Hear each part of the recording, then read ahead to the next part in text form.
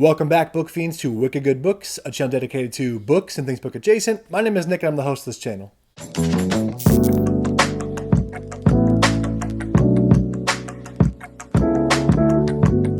Today we're going to be doing a review of the first Wicked Good Book Club pick for the month of May for my Patreon. That is the 5th season by N.K. Jemisin. We had a lot of fun reading this one together. A lot of people in the server, in the Patreon, had already read it, but they still chimed in, and we had a couple of us reading it together, which was really great. It's definitely one of those books that was, at least for me personally, made a lot stronger by reading it together with other people, and I'm excited to share some of my thoughts about it today on this review, so let's get into it.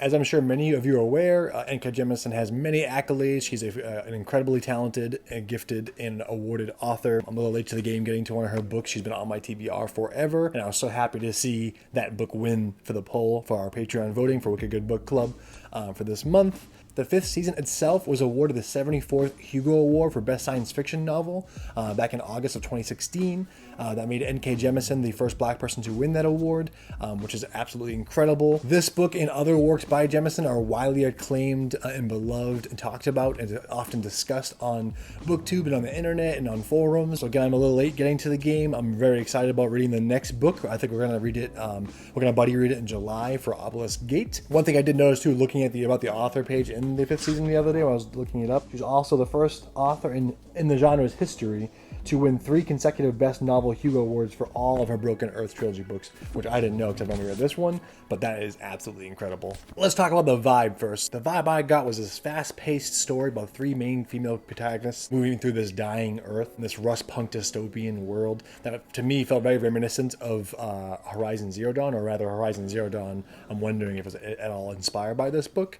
At least that's the vibe I got from it. It reminded me a lot of that game. Let's talk about the plot. The world has been broken and remade many times during what is called a season. There are 5 seasons, each with their own unique detriment and natural catastrophe. But the 5th season is the final turn of the cycle before the world breaks from catastrophic climate change in order to be born anew. We enter the world during what seems like a premature start to a 5th season caused by Origin, a person who controls seismic energy of the earth and channel it into various forms of raw power. We follow 3 characters at very different stages of their life, 3 different ages as well, all female, all Black, all existing in this world. I don't want to give too much away for obvious spoiler reasons. This is a spoiler-free review, but it was really interesting to see the state of the world throughout these 3 perspectives.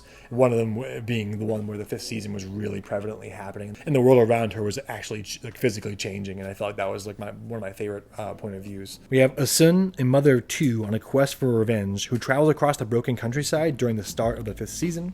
We have Cyanite, a skilled graduate of the Fulcrum, which is like a school or brutally regimented training facility for young Origins, sent on an assignment with another powerful Origin, Alabaster, who's one of my favorite characters of the book, actually.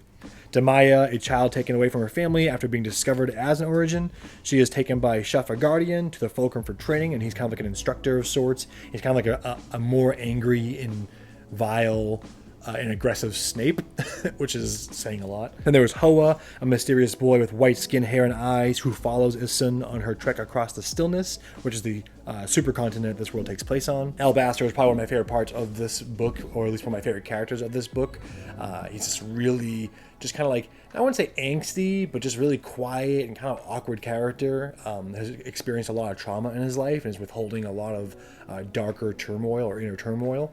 Kind of grappling with a lot of choices that he's made and things that happened to him during his life. And he made such a cool juxtaposition to Cyanite as they two of them travel the countryside, learning about each other as well as the world that they were in and their place in it, and how they can affect it and how it's affecting them. But I did find Alabaster's character to be one of the most interesting characters of this story. I really wanted more from him, and I'm hoping that we learn more about him in the next book. With that being said, let's talk about the setting. The 5th season takes place on a planet with a single supercontinent called the Stillness. Every few centuries, its inhabitants endure what they call a 5th season, which is basically a catastrophic climate change. The society is broken into calms, or groups of communities like small villages or small towns, and the people within those calms are assigned a caste, which is essentially their base profession. Then there's the Fulcrum, which is run by humans who train the young Origins to wield their power. They award them different rings to denote their power level. I think one of the main things that stood out for me for the 5th season was the setting itself. I love me some post-apocalyptic, dying Earth, sci-fi fantasy stories. It's becoming one of my favorite genres. I mean, I think I can safely say at this point, sci-fi fantasy is my favorite subgenre in fiction, especially weird fiction, dying Earth, cosmic horror, fantasy horror, and post-apocalyptic fiction, whether it be science fiction or fantasy. And I felt like this book itself was a great mixture of all those different categories.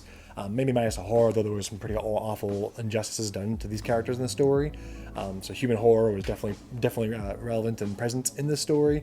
But the setting itself and the atmosphere of it, being in it, was what really sold this book for me. I did really like the characters, though I did feel like some of them kept me at a distance for a great portion of the book, which I think was intentional. The audiobook really helped and really gave a voice for these three characters that was really unique and special. So I highly recommend that. I read it physically and listened to it. But yeah, that's something I wanted to notate, just kind of note in this video for myself and for viewers or anybody interested in reading this book.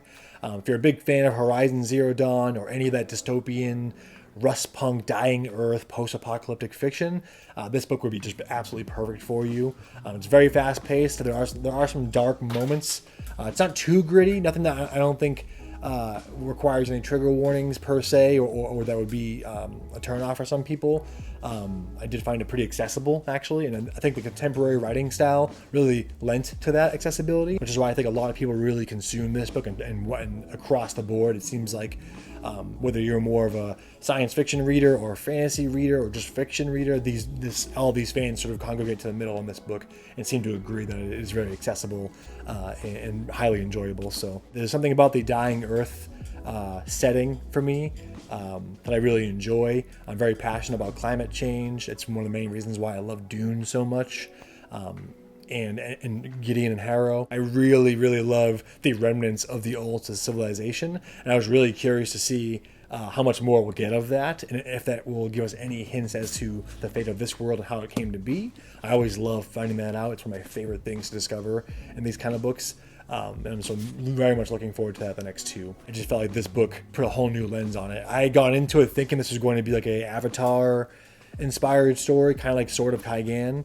But it was just completely different, and I really enjoyed N.K. Jemison's take on, I don't want to call it elemental magic, because it was definitely more unique than that, like being able to control the seismic energy of the planet, affect the temperature around you, and wield the power of the earth with like the heat of the earth itself. To me, it's just super unique and interesting. One of my favorite character relationships in the 5th season was the relationship between Asun and Hoa, the little boy that travels with her. He's really mysterious, and you don't get to find out too much information about him until towards the end.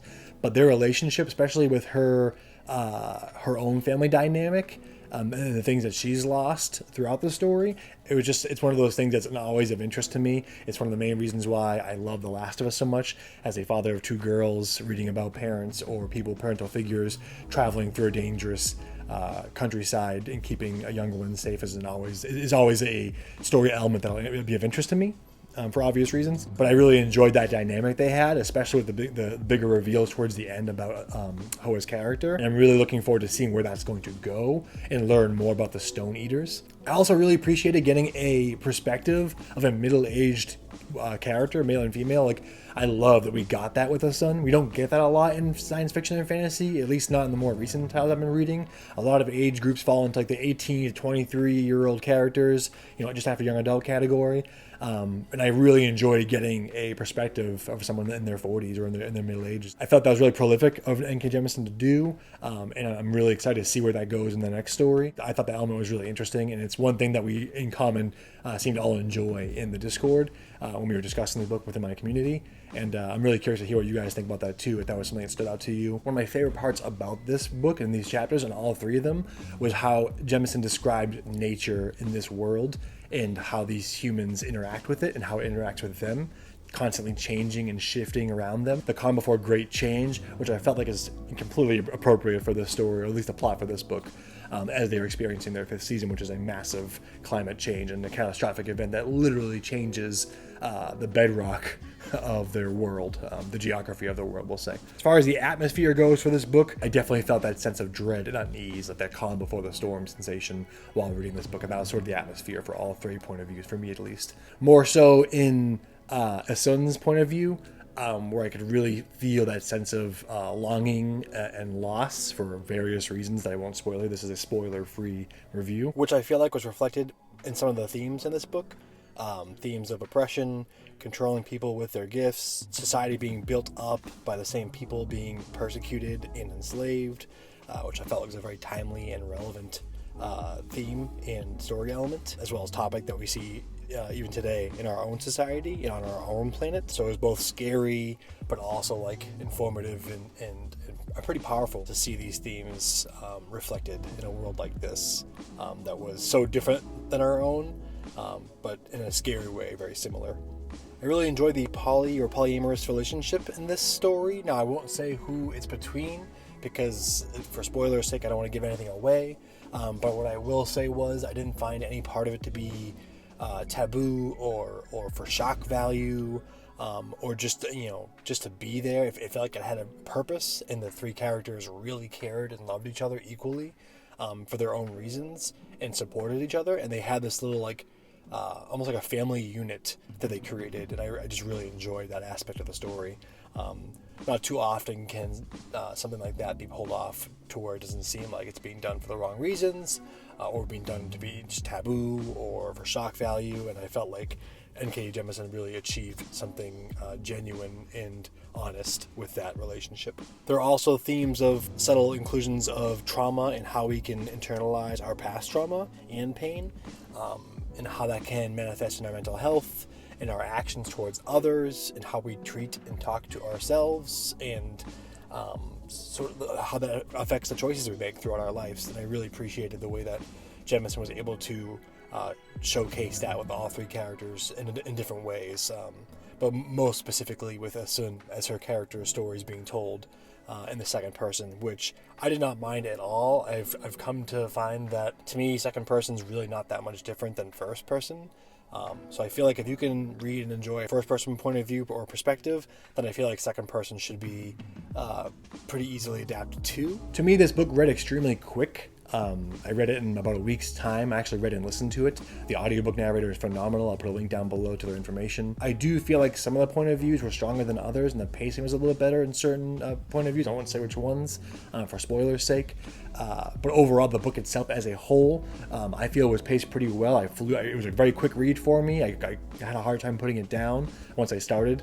I kind of had to know what was happening with these three people and where their stories were leading to. And it did not disappoint in the slightest. On the flip side of that, the modern contemporary language and prose in this is kind of what threw me off, because the modernness of the way they talk to each other didn't match up with the setting to me. And I had a hard time in the beginning placing just how far apart this civilization was from something like our own. I don't fully believe this is our world, but it was a world like ours. But I had a hard time seeing just how long it's been since things were normal, or if they ever were. But I know it's the first book in a trilogy, so I know those questions will be answered eventually, which is why I'm investing my time and energy and money into buying more of her books and finding out for myself. As for my final rating of the book, on the Wicked Good Book scale, I gave it a 4.5 stars. There's a lot that I loved about it. It was almost a 5-star read for me, but the contemporary writing style, at least a lot for the dialogue, just with the inner monologues, just didn't necessarily work for me specifically. However, I know I'm in the minority here. A lot of people seem to praise it for this. Some of the big reveals also, for some reason, they were amazing and very well done. I felt like they were very well placed, and they were very earned. And that's something that I feel like a lot of authors in this genre not necessarily have a hard time with, for me anyway, but I feel like it's really hard to achieve this level of reveal that happened in this book without making it seem either forced or too obvious. I'm excited to see if that'll carry over into Obelisk Gate in the Stone Sky, I think is the third book. I'm wondering how that's going to affect the narrative of those books. Very curious to see if that carries over. But yeah, it was very well done. I thought it was really cool. It didn't surprise me as much as it seems to surprise a lot of others who read this book. I kind of just took it as, okay, that makes sense. Like, that makes things easier to understand now. But it wasn't like a big reveal for me. However, there are other reveals towards the very end that completely shocked me, that I can't wait to see the repercussions of those reveals happening in the second and third book, and how they play out, as well as the way this book ended. I don't want to say it's on a cliffhanger per se, but the question that is asked, the last line of this book, had me just like, my mind was reeling. I'm starting, you know, I was theorizing and talking to people on the Discord about what they thought. And those who've already read it, I was trying to like squeeze out some information, not to be spoiled, but just kind of see where this was going, because it was super interesting to me. And the last line of this book really solidified my interest and investment in this series, and I'm really looking forward to getting to the second book, Obeliskate, in July. I did see that she's doing a masterclass for creative writing online on the website. I think it's just called Masterclass, and that's actually something I'm really interested in. I've been kind of torn between the Neil Gaiman one and her now, and I think I might just do both, because I would love to learn from a clear master who's very well versed in writing science fiction and fantasy, very well respected and rightfully so. And I would love to garner any sort of knowledge or wisdom I could gain from her by watching her videos. So I have been watching a lot of her interviews, and she seems like such a humble person, and as well as being a very active activist on social media for social justice, which I'm very passionate about. So I was really happy to see that as well. But those are my final thoughts on N.K. Jemisin's The Fifth Season. Thanks so much for stopping by, and we'll see you in the next one. Stay wicked.